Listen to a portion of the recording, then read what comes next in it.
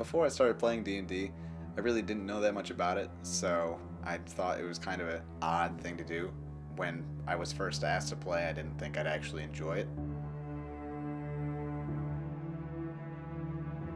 I always had an impression that it was super nerdy and like guys who still live with their mom in their basement, those were like the only people who played it.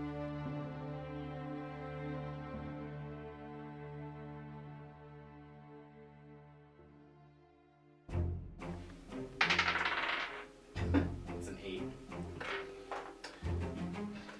Didn't better.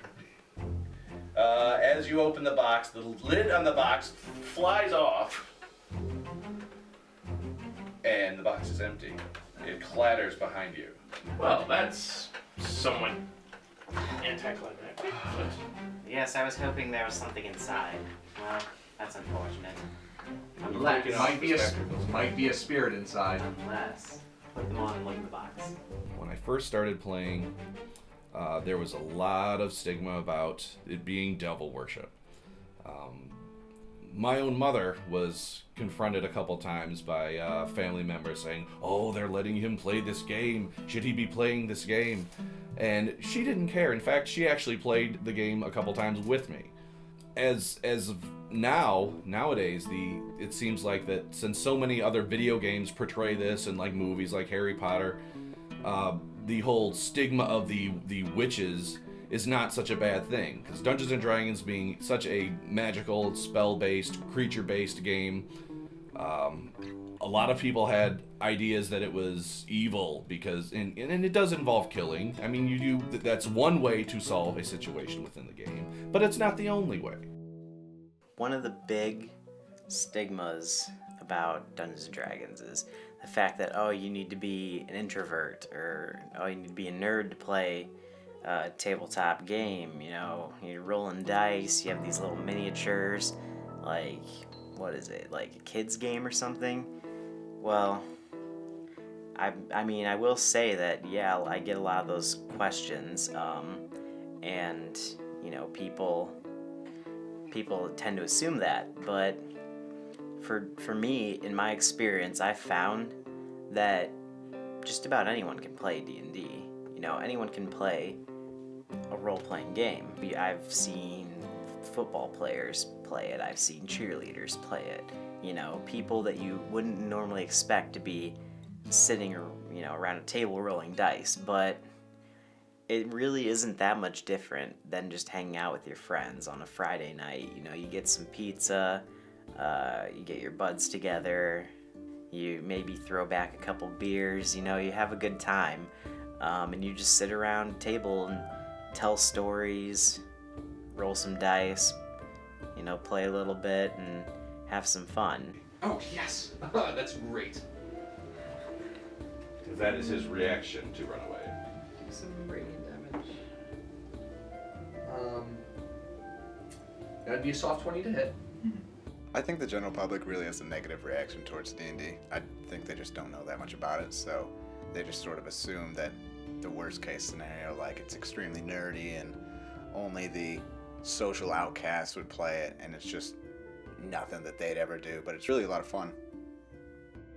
But now that I've started playing and like I've interacted with other people who play, I now think it's just like any board game anyone can play, any age almost. It's not, I mean, it's still pretty nerdy, but it's not what I thought it was. I was kind of actually scared to go play because I didn't want to hurt their feelings when I didn't like it, and then I started playing and I got extremely into it, and now I want to just keep playing every weekend, and it might have become a problem, but that's all right. This is with the sword? Yes, the magic +1 sword. Okay. So that is, for the first hit, is 11 slashing damage. So what keeps me coming back to D&D is just the entire time I play, it's always an adventure. So everything I do just makes me want to come back and play more and just continue to see how this is going to pan out and just see where I can take this world that I create as I go. What Dungeons and Dragons is basically a story A story that you, as the dungeon master, are telling. You're the narrator of the story. You're the controller of the entire world. The players are the characters within that story, and using their actions and dice rolls, they can change the story into what either they want it to be or what you want them to make it be. The main key element of Dungeons & Dragons is the D20. It's this dice that pretty much changes the outcome of many things. So there is some chance involved in Dungeons & Dragons, which I think makes the game a lot more interesting and random. You make a character and you give them all their abilities and, you know, what they're good at, what their profession is. And then from there on out, you play your character, whether it's fighting in combat against giant spiders, persuading a nobleman to give up some of his land so that the farmers don't go hungry, or navigating through some forgotten ruins seeking treasure Indiana Jones style. It's a storytelling based game. Like, you don't need miniatures to play. It can be all story based, description, things like that.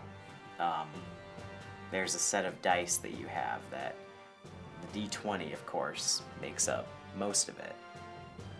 But then there's various other dice, such as for possibly doing damage. There's puzzle solving, social interaction in terms of just speaking your way through a situation. Since a lot of the game does have creatures, it also has traps. It also has things to do besides just the fighting. Normal video games, it's seemingly a very linear path that you can take. With tabletop games, you're creating your own character, you're making your own story. It's an open world, you know, whatever the game master or dungeon master creates is pretty much the character's playground. I get from the game that you can do, it gives you problem solving skills. There is a lot of math involved. There is a lot of imagination that you've got to use if you're not playing with miniatures and you're just using a flat piece of graph paper. You've got to use a lot of imagination. For me, being an education major, there's a certain aspect of playing well with others and teaching and things like that where, you know, there is some rules associated with it. You don't have to play with all the rules, but it definitely spurs creativity and imagination. And I think for me, one of the most enjoyable things about D&D is it's like going back to when you were a kid and you put on your, you know, you put on your bed sheets and wore like a pot on your head and swung a stick around and pretended to fight monsters. You know, it's just that childhood wonder and awe, sort of, and imagination of just being someone else.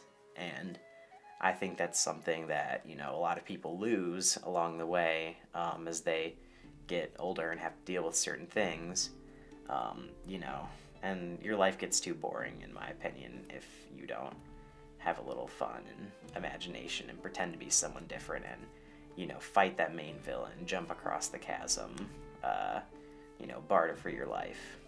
It's things like that that I definitely take from the game and think that people could use in their lives. What I liked about playing it again after not playing it for so long was the social aspect of it. I've been playing video games, World of Warcraft, for the past 10 years, which is very isolated. You're on a computer, you don't have too much social interaction if you're not on a headset. And I liked the fact that this was actual role-playing with actual people in the room. Having a conversation with someone in another voice is acting, but not acting. It's still interacting with an actual person and conveying something that's going on in a make-believe world. I think it's a very positive game and allows people to interact with each other. It's a good way to interact with your peers and friends or even meet new people. It's not as nerdy as I thought. There's a lot of nerdy stuff to it, but it's not just a bunch of people sitting in their basement. I feel like one thing that I can take out of this game is that it's incredibly helpful for bringing back imagination. Like imagination that might have been lost as I was growing up, being taught the way to think. This totally provides a new experience where I can just create my own path forward, and I have to think outside of the box in order to solve problems and get things done. What I think it has for adults is that it definitely brings them probably back to being like a kid, a free spirit, don't have a lot of responsibilities because you're just in the game and anything could happen, and if something negative happens, well, you know, it's just the game. I think D&D is a great way to express yourself, and I feel like the more people who are into fantasy or gaming should really come out and try to play it, because it's a great way to just learn more about yourself and enjoy your experience. Let's say you try to get children involved or young adults. Maybe if someone has like a social disability, then it would be a great tool to help them interact with others. They could act as a different person while interacting with others. And then you'd have to work together as the group to achieve the goals that you have set in the game. I think it'd be a good learning tool. Dungeons & Dragons is an escape. It's a way to live a life that is not so mundane. There are mundane parts within the games, of course, because it is life in another world, but there's way more adventure than you'll ever find in our world, because we don't have magic. We don't have creatures. We're not wearing armor every day, and we're not experiencing catastrophes. The game has had a positive impact on my entire life. I mean, it has shaped who I am. I mean, I was kind of an outcast, and my first real group of friends were the people that I played Dungeons & Dragons with. So I say we go to whichever, if the cellar is closer, I say we go to that one and we go through the cellar first. You are hugged. Aww. I'm hugged? You're hugged, I'm and you hugged. just stand there dealing with it. My advice to someone who wants to start playing D&D but is sort of afraid of the social stigma about it is just join a group who has already been playing and just see what they do and see how much fun they have doing it, because the entire time you play, it's just a whole new adventure, and it's extremely fun. Just find someone who has that passion that you have, but you're just sort of afraid to show. You know, I've had players who they live these adventures that we have every night, and they go and they tell their friends, and their friends are like, this sounds amazing. Like, how did you do this? Like, what were you playing? And they say Dungeons & Dragons, and they're like, Dungeons & Dragons. I don't know about that. And they're like, no. Come on, I'll show you. And they bring their friend over, and they watch us play. Sometimes I like to get them involved, and they have an amazing time. There's been very few people that I've had over to play Dungeons & Dragons with me and my friends that have had a negative experience. For those that might want to get into Dungeons & Dragons, it's a very social environment. The first thing I would suggest is pick up the player's handbook and start reading through it. Start knowing what you might want to play, what class you might want to play in terms of your character, what race you want to play. Really, the only thing that you need is a group of friends who you already have a good time with. You hang out on Friday and Saturday nights, and you guys just, you know, you play video games, or you talk, you have some beers, you know. All you need to play D&D is some dice and a little bit of imagination.